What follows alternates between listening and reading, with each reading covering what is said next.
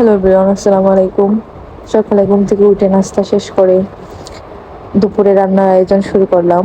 জাকিয়াকে বলছিলাম আলু কাটার জন্য। জাকিয়া আলু কাটতে বসে গেছে, আর আমি বসে বসে দেখাইতেছিলাম আর ওর সাথে গল্প করতেছিলাম। আমার ডুইং এর অবস্থা দেখেন, কালকে দুপুরের খাবারগুলো এখনো বাজ করা হয়নি।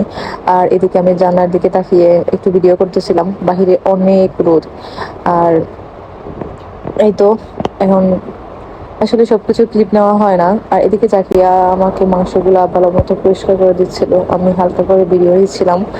আর ওইদিকে আমি মশলাটা ভালো মতো কষিয়ে নিচ্ছিলাম।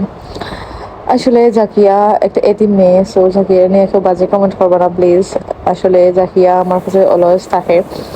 প্রায় 1-1.5 বছর হয়েছে জাকিয়া আমার কাছে থাকে। ওর নানু আমার কাছে দিয়ে গেছেন, আর আশা করি জাকিয়া আমার কাছেই থাকবে। সো ওরে নিয়ে কেউ বাজে কমেন্ট করলে অবশ্যই আমার খারাপ লাগে। সো প্লিজ কেউ বাজে কমেন্ট করবে না।